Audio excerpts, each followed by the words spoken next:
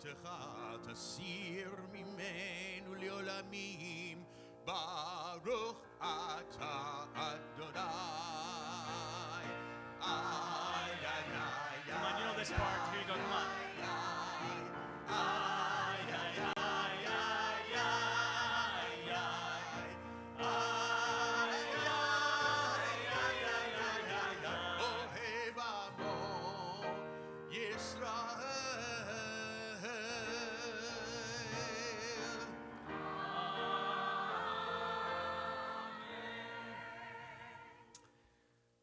There was a Swedish author by name of Henning Mankell who passed away about 9 years ago.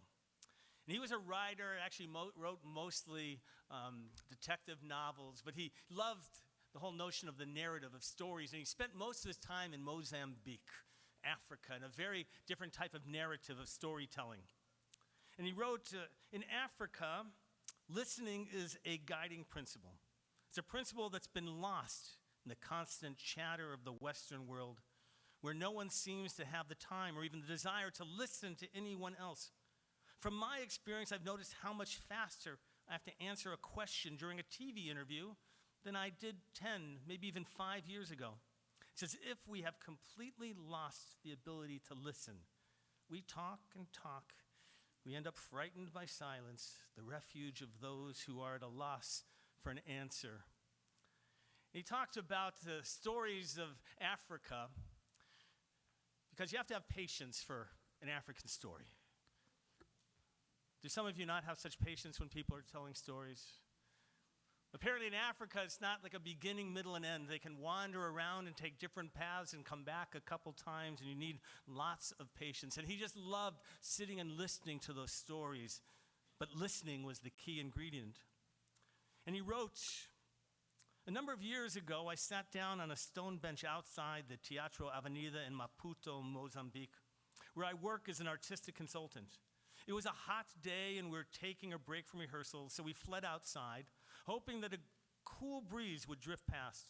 The theater's air conditioning system had long since stopped functioning. It must have been over 100 degrees inside while we were working. 2 old African men were sitting on that bench outside, but there was room for me too. In Africa, people share more than just water in a brotherly or sisterly fashion. Even when it comes to shade, people are generous. I heard the 2 men talking about a third old man who had recently died. One of them said, I was visiting him at his house. He started telling me an amazing story about something that had happened to him when he was young. But it was a long story. Night came, and we decided that I should come back the next day to hear the rest. But when I arrived, he was dead. The man fell silent. I decided not to leave that bench until I heard how the other man would respond to what he had heard. I had an instinctive feeling that it would prove to be important. So I waited. Finally, he spoke. That's not a good way to die before you've told the end of your story. Many people make the mistake of confusing information with knowledge, Mankell writes. They are not the same thing. Knowledge involves the interpretation of information. Knowledge involves listening. So if I'm right that we are storytelling creatures, and as long as we permit ourselves to be quiet for a while now and then, if we can listen, the eternal narrative will continue. Many words will be written on the wind and on the sand, or end up in some obscure digital vault.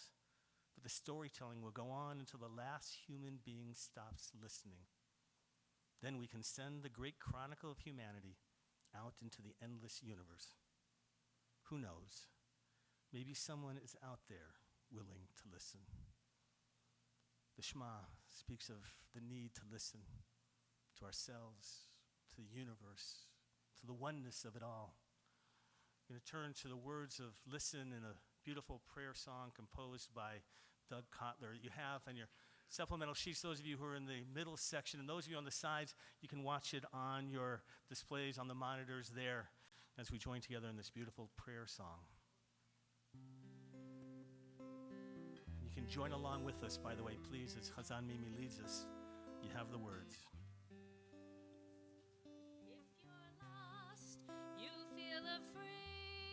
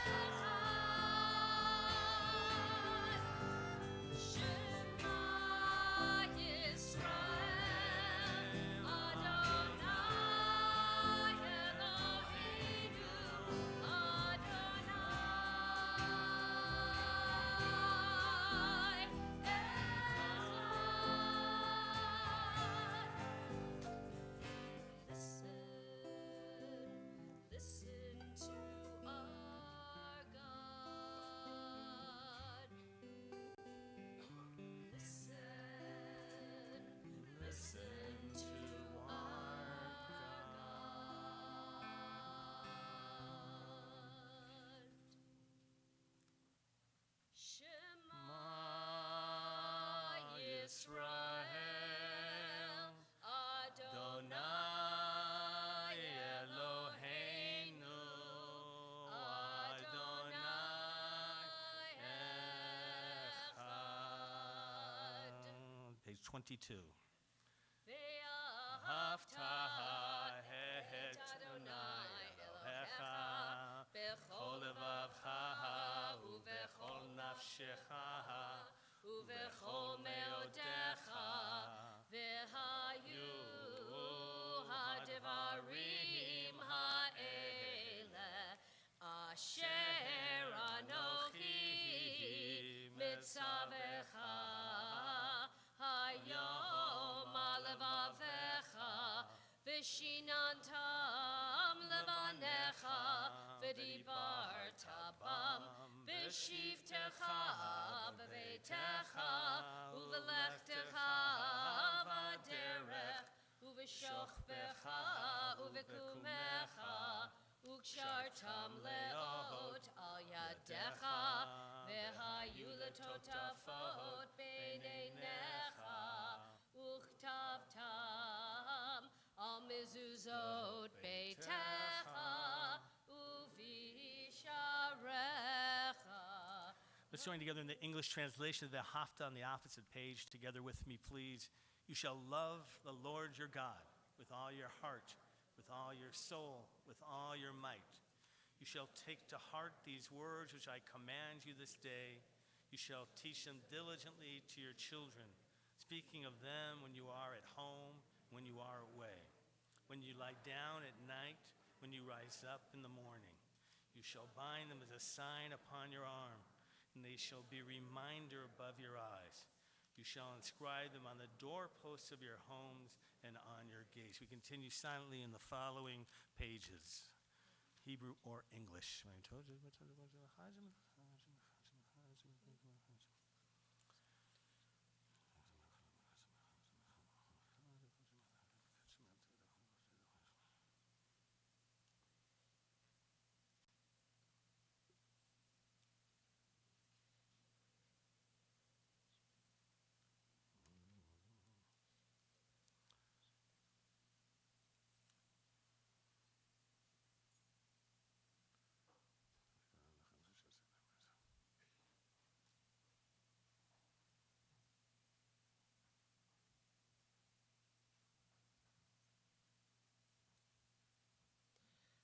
Adonai Elohechem Emet. I'd like to call forward Lisa and Michael Harwood, who's going to share with us a special reading on the theme of faith.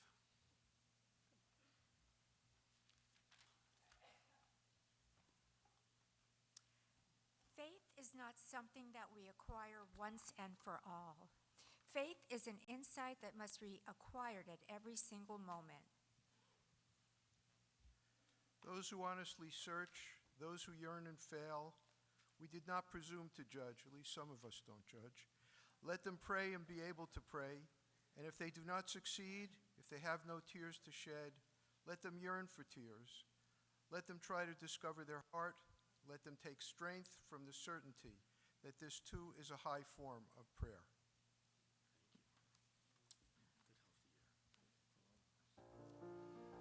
ומלכותו ורצון קיבלו עליהם משה ובני ישראל לך אנו שירה בשמחה תהינו אוסף מלכותך אברהו בניך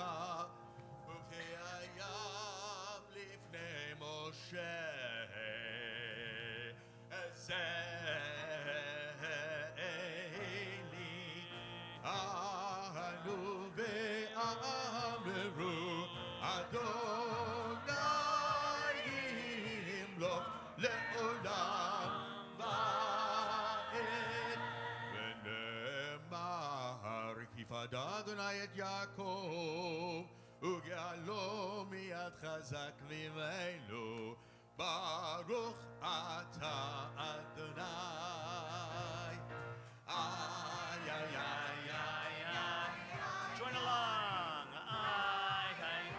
Rosh Hashanah. Here we go.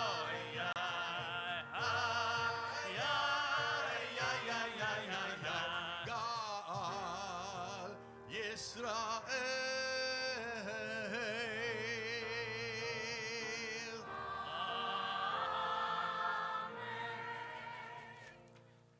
Turn to a moment of prayer for healing and strength and comfort, whether it's for you, for a family member, for anybody you know who's in need of healing, and whether it's physical or emotional, maybe even spiritual, whether they're dealing with depression or other things. Not that our prayers can magically solve it all, but we know that our prayers can help give strength and comfort as they're given out into the universe.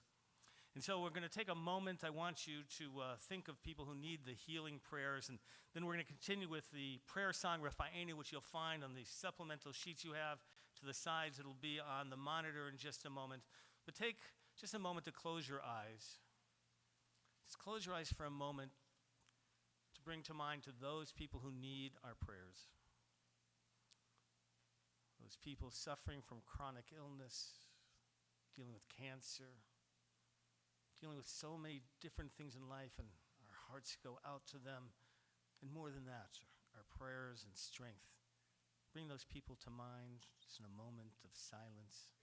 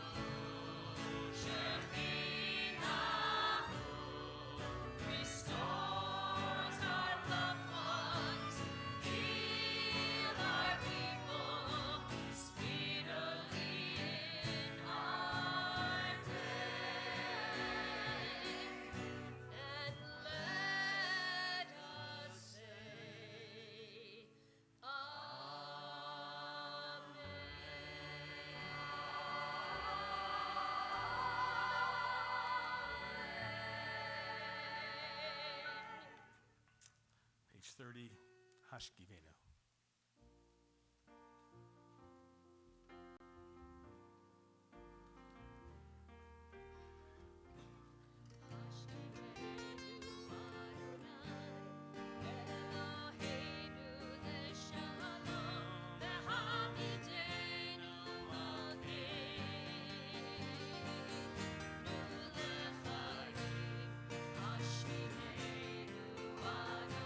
Adonai, Elohim.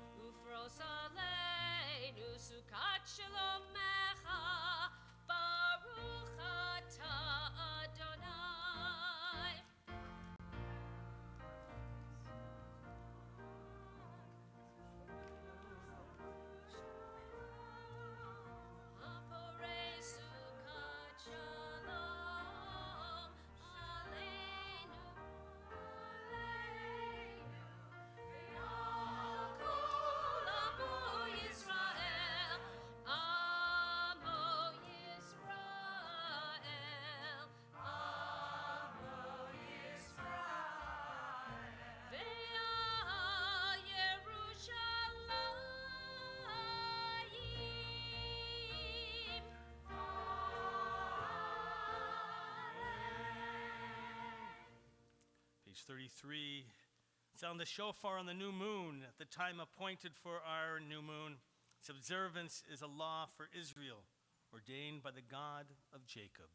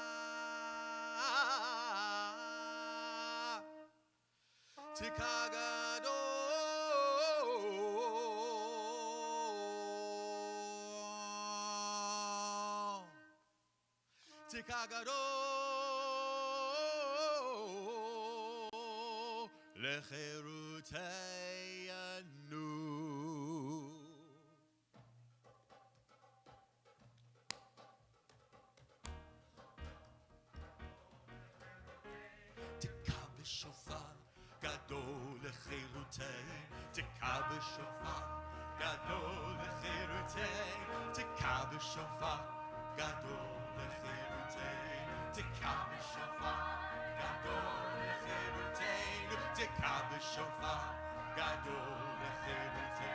Sound the great shofar for freedom.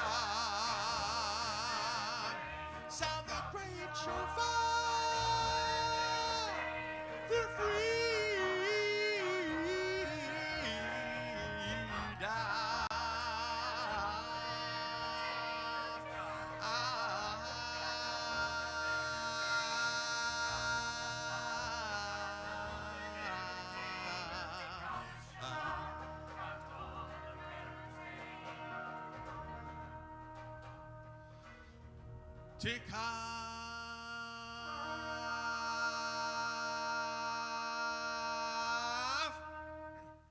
תקע בשופר גדול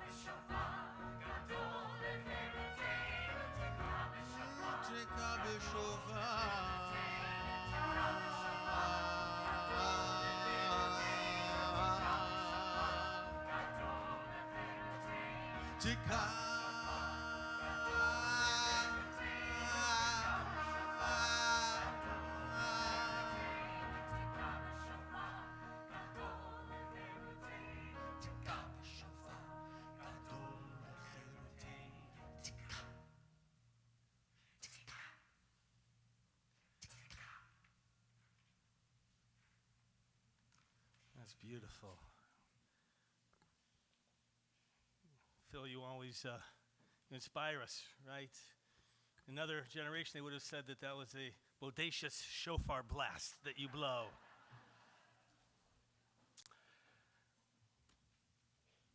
Thursday, November 8th, 2018. How many of you remember what happened on that date? On that day, you, or perhaps the next day, had the possibility of being evacuated from your homes.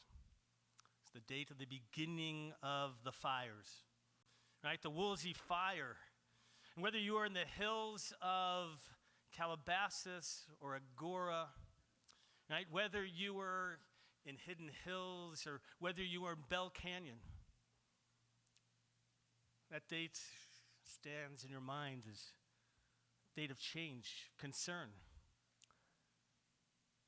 Right? In the middle of the night, orange flames coming out of the darkness. And we knew that this was a different type of fire, something unprecedented. We don't know exactly how many congregants, by the way, had to evacuate from the congregation, but we actually think it's somewhere between 50 and 60% at one time or another were evacuated. How many of you actually had to evacuate your homes? Raise your hands. Well, raise your hands high. That's a significant percentage. Put your hands. How many of you, when you evacuated, were able to return after a day or two? Raise your hand. That's it. How many of you was at least a week to get back into your home? Raise your hand. At least a week. Are there anybody here who's still not back in their home? By the way, we have 3 congregants who actually lost their homes and are still not back in them. For many of us, the fire seemed like a lifetime away, doesn't it? So much has happened between then and now.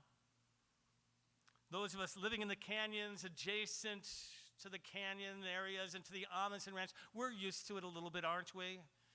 Right? Remember the Topanga fire of 2005 as well that went through the canyons? Came right up to the homes up here on County Oak Road. Remember going up there with congregants?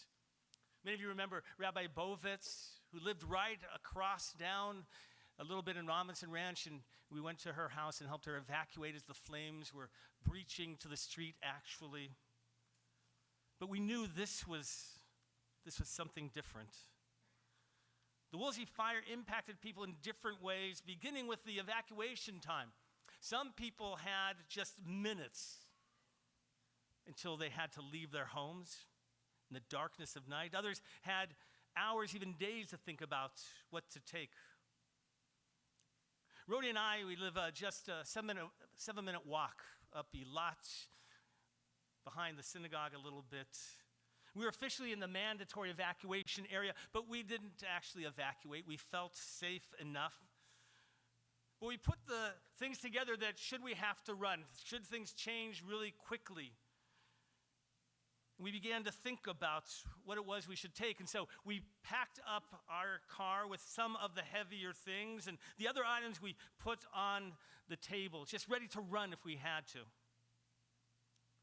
How many of you, show of hands, remember having to make the decisions of what to take from your home? Raise your hand. Wow. Right? Did any of you actually have a prearranged list beforehand? You did. Not too many. How many of you now have a list to take with you? That's what I mean. You still don't have a list. And we're going to talk about that. Right? The rule has been you take your valuables and your things that are irreplaceable. And not long ago, by the way, people would have walked out of their house with cartonfuls of what? Of pictures. But today with the cloud that allows us to not only store pictures, but original documents, if you will, and important correspondences, right? We begin to think differently about what we're going to take. I assume that many of you, the first place you went was to your safe or where you hide your valuables and took out what you had in there, including cash and original documents. And then you probably, right, gathered the jewelry of value that wasn't in there. After that, I imagine that you began to look around for the irreplaceable things. Is that what happened? You began to think about, what would I take that if I didn't have, that I would miss? What did Rhodey and I take? We took our ketubah, the Jewish marriage document, off the wall. Our ketubah is a beautiful paper-cut document with watercolored paintings in it. The Aramaic text and English text that we composed ourselves is placed there, written in beautiful calligraphy, penmanship. It's really a work of art that we commissioned specifically for our wedding. Now, I'm not the superstitious type that believes that, well, if the ketubah gets destroyed, the marriage is done. Right? It's not about that. But that ketubah has hung over our dining room table since our children were born. Right? It represents the family experiences that we've had. It represents much more than what is on it. It's about the experiences, the visual reminder of family and shared events. We took photo albums, by the way, right, of the kids' b'nai mitzvah, of our wedding. Anybody under 20 that I've got to explain what a photo album is? right? It's not that thing that's on the iPhone or whatever that you open up, that photo album there, right? But they're actually books that we put pictures in an organized way that make us remember that event. But isn't there something about leafing through photo albums that's different than just looking at pictures on a phone? Right? It's recapturing the event in the moment. And so we took those with us. I took my computer hard drive just in case, right? That cloud fails me. I took the computer hard drive. And by the way, folders, I have folders for every portion of the Torah that I've kept for 30 years with all my notes and sermons, right? And everything, discussions I've ever led, and those were not going to burn. Those were taken as well. If you were like us, you began to think about the things that were irreplaceable, right? Truly a moment of looking around, again, and think about what's the most important things in our lives.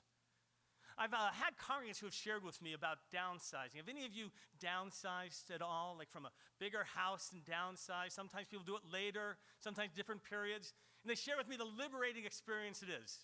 Right? You walk around the house and you decide the things that you really absolutely have to have. After that, you invite family to take other things. After that, right, you put what you can up for sale. Although some people, this shows your character change, numbers 2 and 3. Just saying. After family's had a shot at it, you donate everything else that you can, and then you just get rid of everything else. Right? To let go and you realize what's really important in life are not the things that you have. And so we began to try to think, what would we miss in our house if it actually did burn down? There really wasn't much. Rhodey actually packed up some antique teacups from her grandmother that were given to her over the years that actually meant a great deal to her. We thought we had done a good job. And then right before Thanksgiving, Rhodey loves to create great dinners for family and friends, and she was about to make a menu as she does for those big events like Rosh Hashanah, and she opens up for Thanksgiving, and she takes out the recipe album book. And she realized we didn't think to take that. There's another book that she's recorded every house gathering of invited guests for a large dinner that has the name of the people who have been there and what food was actually served. And we didn't think to take that. We will next time. Because we think about all of the precious family recipes that would have been lost. Right? What's really important in our lives to hold on to? If you're not, I'm not sure if you all know, but the synagogue also had to deal with evacuation, and the staff here was amazing. In addition to everything else that we had to deal with in our personal lives, and the fires began, if you remember, on Thursday night. Friday morning, we are thinking about whether we're going to cancel nursery school, we're going to cancel services or not. A couple hours later, it became clear that this area was in the evacuation zone, and so the questions were no longer questions anymore.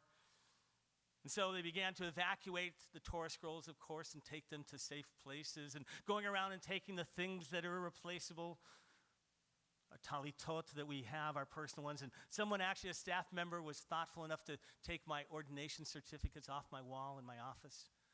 Things that mean so much to us. How many of you still feel that you're dealing with the after effects of the fire? How many of you feel that you still are? I know some of you are. Yeah. You know, it's not that they disappear, but I want to be able to look at it and to learn from them. Because I don't know about you, but I've learned so many things from the events surrounding the fire. Many of the lessons I've learned before, but unfortunately, it's human nature. I have to learn them over and over again. And clearly you haven't learned them because you haven't made a list yet of what you're taking from your house. Right? So the first lesson was a reminder that life is about people, not things. Right? And we forget that often in our daily lives.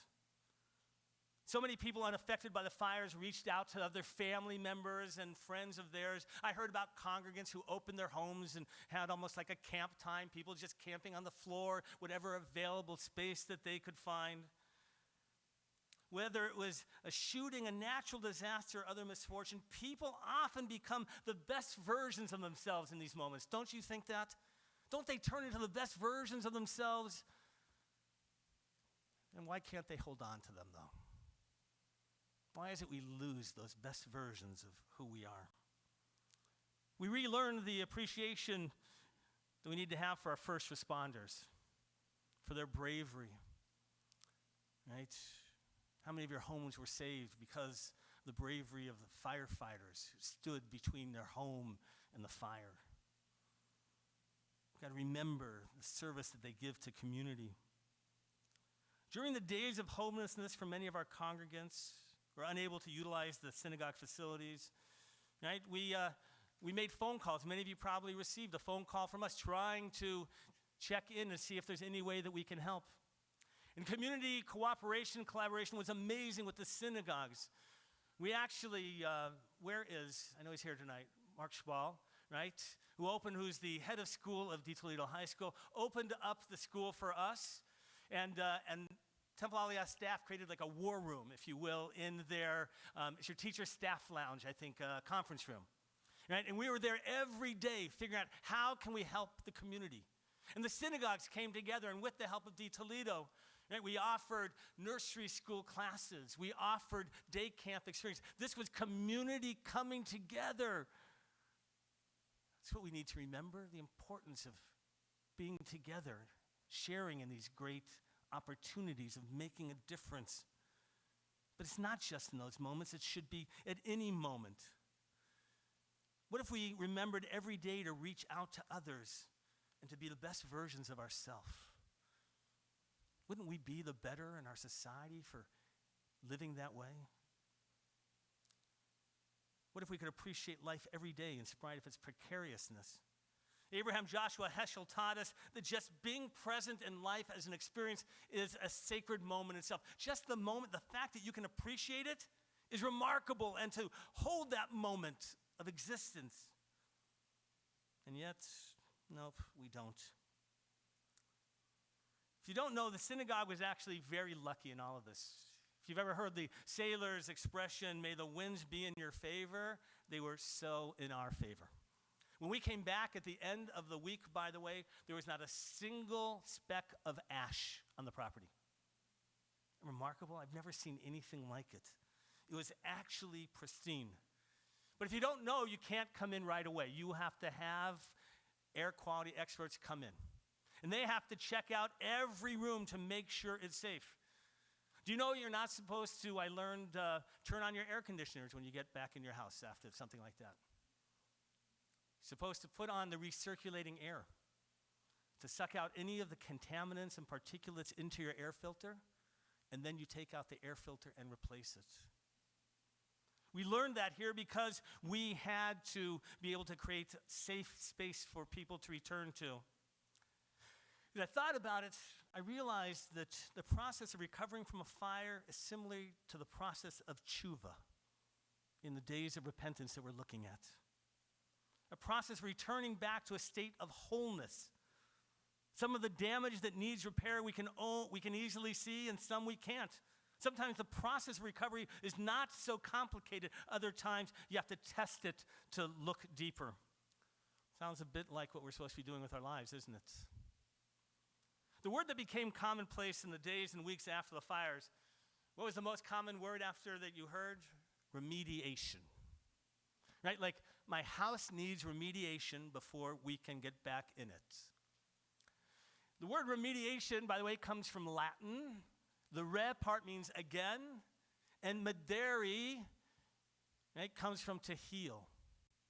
You know it from the English word medicine, mederi, to heal again. To remediate means to cure or heal something back to its healthy state.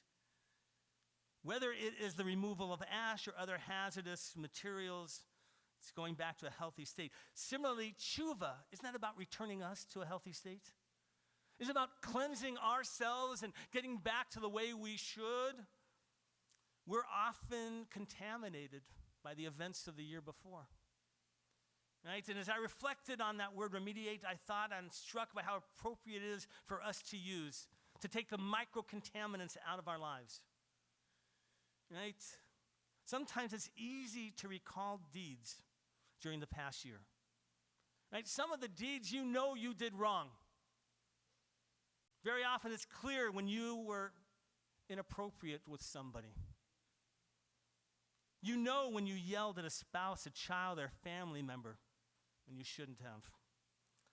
We know when we weren't honest in our words or our dealings. Like, those are easy ones to look at. Right? It's almost like, if you will, the ash that settled on top of the furniture and on top of things that was easy to see. But sometimes we have to go deeper. You see, how many of you tried to clean off some of your furniture and it just didn't work? Isn't it true? How many of you raise your hand if you had to bring in professionals to actually remediate your home? Many more. By the way, I should tell, there's only about 5 families in here, but many more in the synagogue, right, who actually had to have a professional come in, right, because just cleaning it off wasn't enough.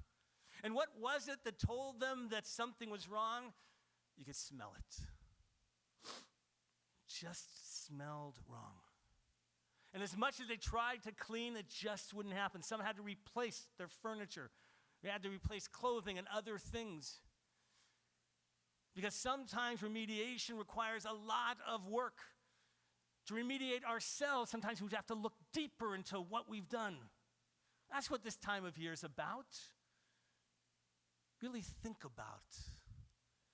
To really think about what you've done. And what needs a deep scouring and a deep cleaning. Right? The question to ask ourselves is whether we can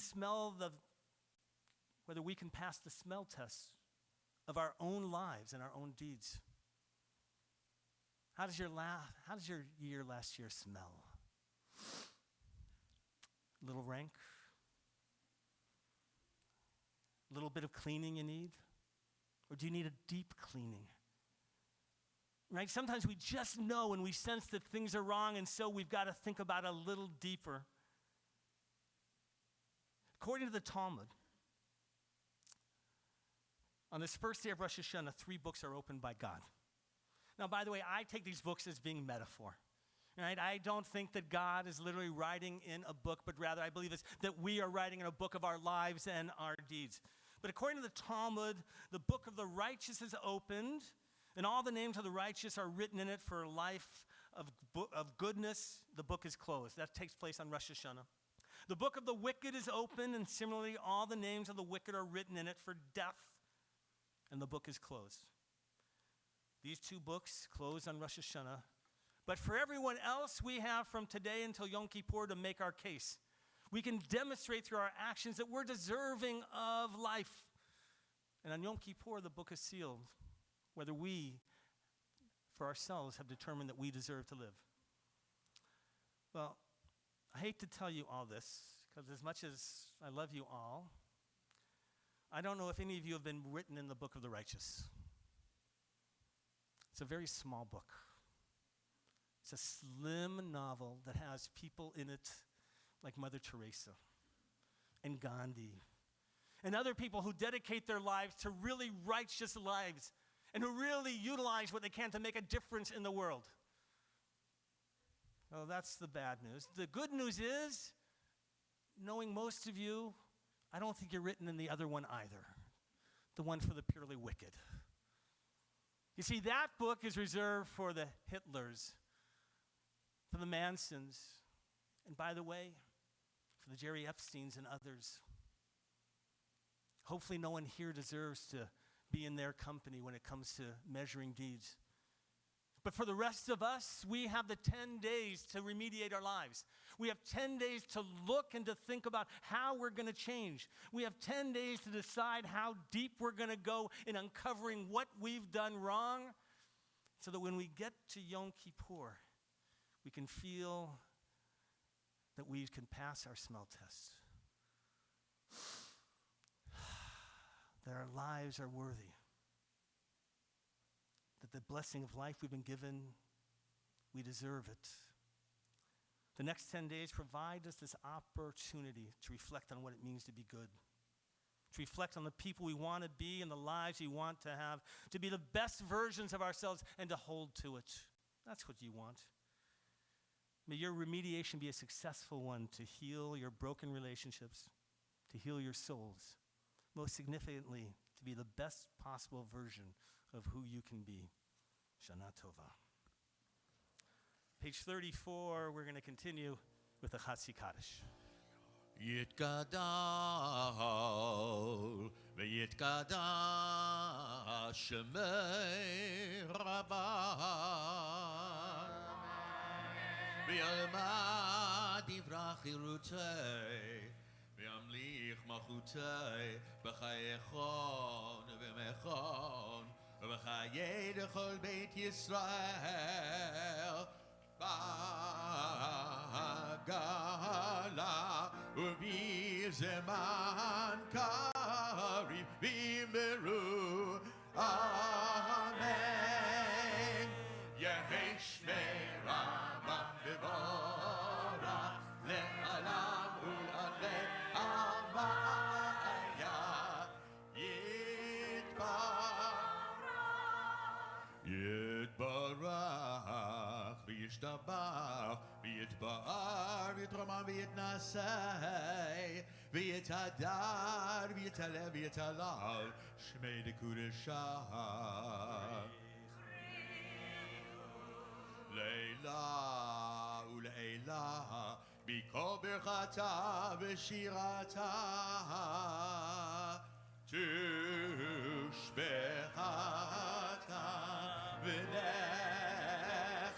ונחמתה דמירן בעלמה ואמרו אמן.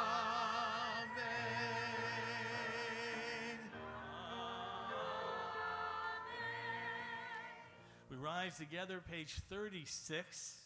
Before beginning the silent Amidah, we're going to join together in the Kavanah, the meditation at the top. Adonai tzvatai tiftach ufi yagiti lektecha. God, open my lips and my mouth may proclaim your praise. And then you'll continue when we finish off silently, Hebrew or English, or the private meditations of your heart.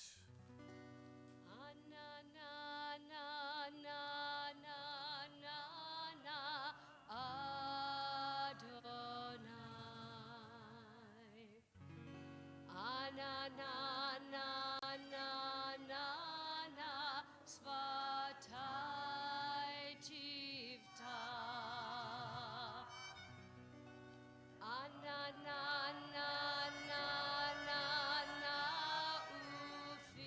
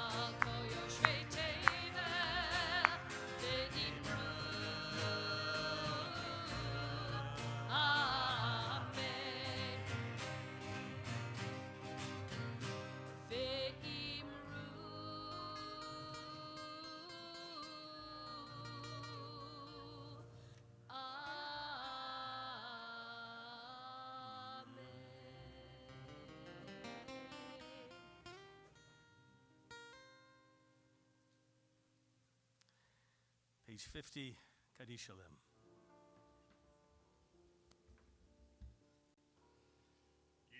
יתגדל ויתקדש שמי רבה ויעלמה דברה חירותי וימליך מלכותי בחייכון וביומכון ובחיי כל בית ישראל בגאלה ובזמן קריב ואמרו אמרו יהי שמי רבה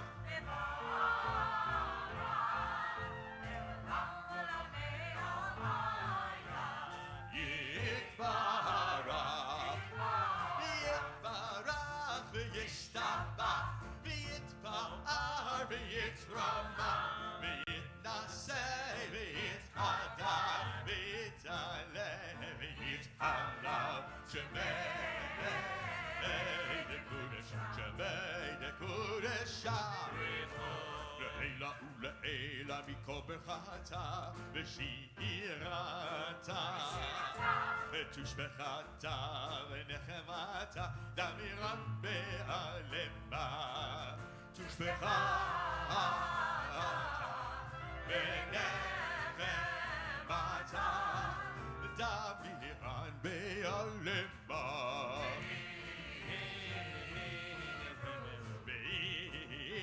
ואמרו תתגבר צלות הון ובהון דרכו בית ישראל קדם אבוכון דיבי שמיה דיבי שמיה דיבי שמיה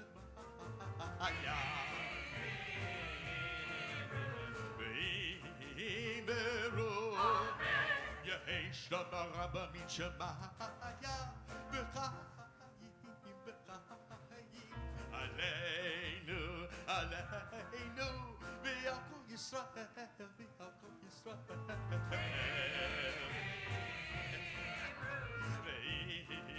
ואמרו עשה שלום ברמה הוא יעשה שלום עלינו עלינו ועל כל ישראל ואמרו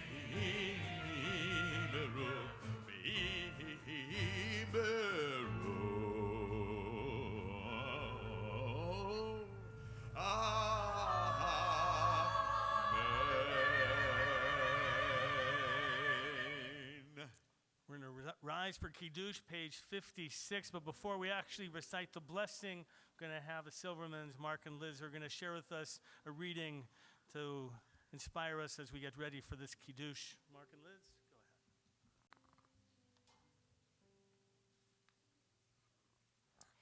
go ahead. On this Rosh Hashanah, as we prepare to drink our festive cup of wine, may we remember the meaning of this day. Yes, we look inward today, but we also rejoice. Today, we celebrate the birth of the world. We celebrate the birth of the infinite universe and the place that we have doomed creation. Today, and for the next 10 days, we remember that we are part of something greater than ourselves.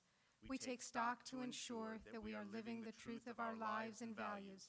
As we drink from this cup of wine, may the sweetness of this day carry us through the entire year.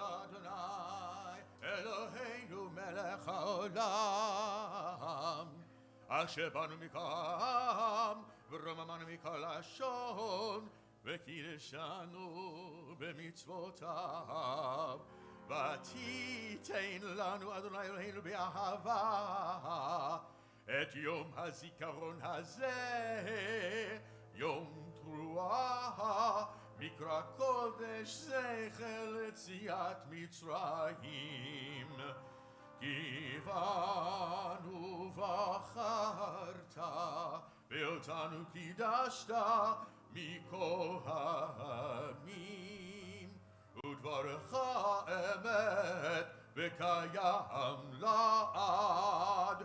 ברוך אתה אדוני מלך כל הארץ מקדש ישראל. מלך כל הארץ מקדש ישראל. אוי גאי גאי מלך כל הארץ מקדש ישראל. מלך כל הארץ מקדש ישראל. מלך כל הארץ מקדש ישראל ביום הזיכרון.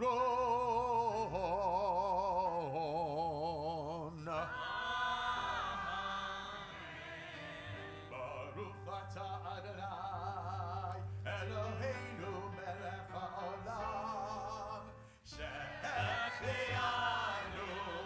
וקיימנו והגיענו עד שפת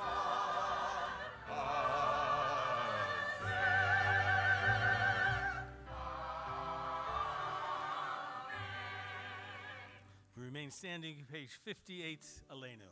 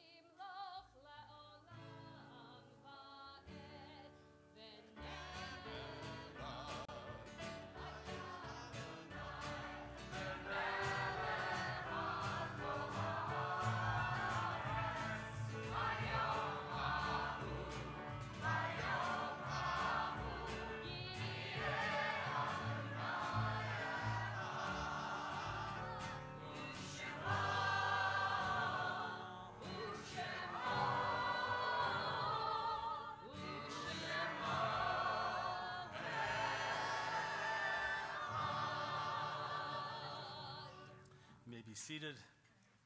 Page 66, we have Psalm 27 recited during this time of year, beginning the month of Elul, the month before Rosh Hashanah, and through Yom Kippur. We read silently Hebrew or English.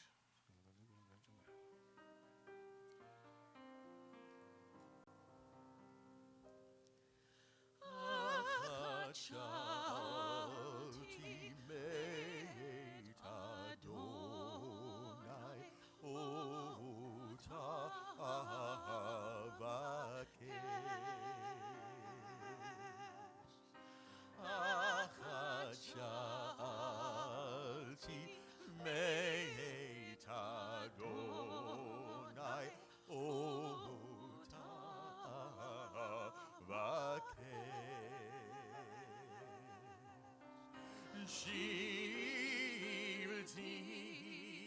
בבית אדוני כל ימי חיי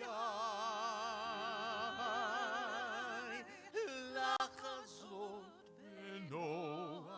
בנועם אדוני ולבקר בהיכלו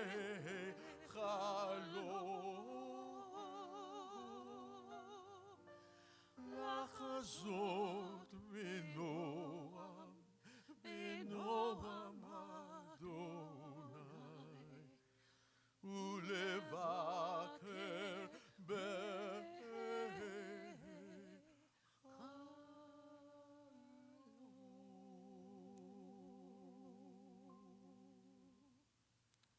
On page 64, those in need of reciting the words of the Mourners' Kaddish, whether you're in a period of mourning, just acknowledging the passing of a parent, or whether you are remembering yahrzeit of somebody, need or desire, those who are rising, you join in the words together, please. Yit gadal v'yit kadash shemei Rabbi. Amen. V'yalmad yivrach yirutei v'yamlich malchutei v'chayechon v'yomechon v'chayei d'chol beit Yisrael v'agalav v'zman kariv v'meru. Amen. Yehi shmei Rabba mevorach le'olam umei umaya. Yitbarach v'yishtabach v'yitpa'ar v'yitromam v'yitnaseh v'yithadar v'yitalev v'yithalal shmei dekudesha brichu le'ela mikol birchata v'shirata tushbechata v'nechamata damiran v'yalmad v'meru. Amen. Yehi shlama rabba min shemaya v'chaim aleinu v'al kol Yisrael v'meru. Amen. Oseh shalom bimromav hu yaseh shalom aleinu v'al kol Yisrael v'meru. Amen. May God establish his peace in the heavens, grant peace and harmony for us, for all of Israel and all of humanity, as we say, Amen. It's a beautiful beginning of Rosh Hashanah with our choir, such angelic voices, and our Hazzanim. It's so nice to see some of you here, some of you who came with your parents, and some of you in that millennial age group. We're so grateful, love having you here. And tomorrow, Rabbi Golkow, you have 10:30. There's a discussion, if you don't know, for millennial age, however you're going to define yourself, in room 5 at 10:30. Room 1 at 10:30, talking about what is tshuva, what does it mean on the road of considering change in life as a millennial. So we hope you'll join in there as we're in here in the service. I always look, Rosh Hashanah is a time of joy. I always try and leave you with a story that might make you laugh a little bit. So this is reflective of the sermon that I gave. It's a story of a woman who goes into the butcher and she asks for a fresh chicken, right? And so some of you know this one perhaps, and she pulls one out of the case and hands it to the woman, and she smells under one wing, under the other wing, in the behind. She goes, "It's not fresh. I want a fresh one." So he goes to the back. He brings out another chicken, the same thing. She, under one chicken wing, under the other chicken wing, and the behind. "This is not a fresh chicken. I want a fresh chicken." So he goes, "I'm going to get you one that was slaughtered this morning." He goes back, brings it out, same thing. Under one side, on the other side, on the back. She goes, "This is not a fresh chicken." He says, "Lady, let me ask you something. Would you be able to pass that smell test yourself?"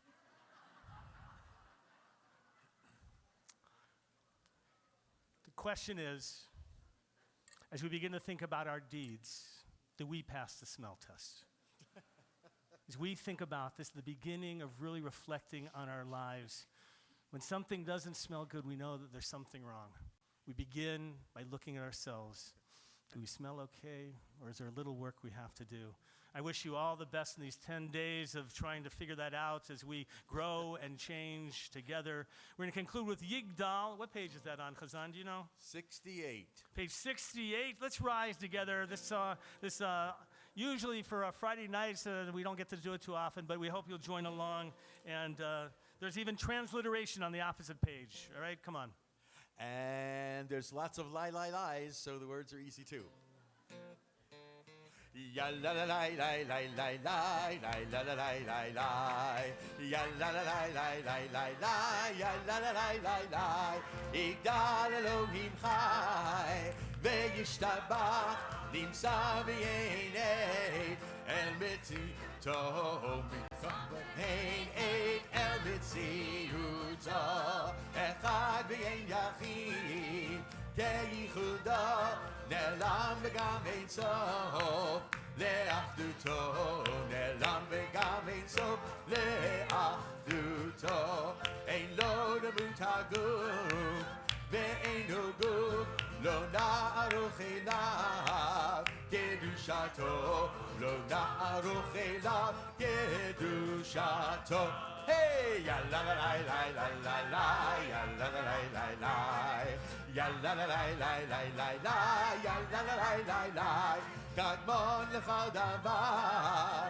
אשר נברא ראשון ואין ראשית לראשיתו ראשון ואין ראשית לראשיתו אינו אדון עולם בכל נוצר יורה גדולתו ומלכותו יורה גדולתו ומלכותו שפע נבואתו נתנו אל אנשי סגולתו ותפארתו אל אנשי סגולתו ותפארתו לא קם בישראל כמו שעוד נביא ומעמיד את אמונתו נביא ומעמיד את אמונתו תורת אמת נתן לעמואל על יד נביאו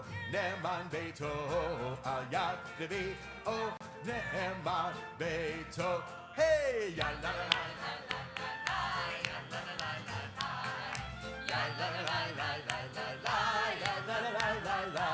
לא יחליף האב ולא ימיר דתו לעולמים לזולתו לעולמים לזולתו גומר לאיש חסד כמפעלו נותן לרשע רע כרישתו נותן לרשע רע לרישתו ישלח את ימין משיחנו לבדוק מחכה קץ ישועתו לבדוק מחכה קץ ישועתו מתים יחיה ברוב חסדו ברוך עדי אב שם תהילתו ברוך עדי אב שם תהילתו היי יאללה לה לה לה לה לה יאללה לה לה לה לה יאללה לה לה לה לה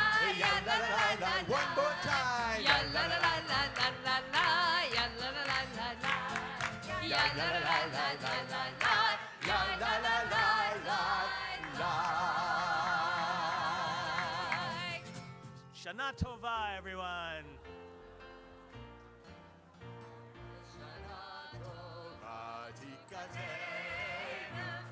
Shana Tova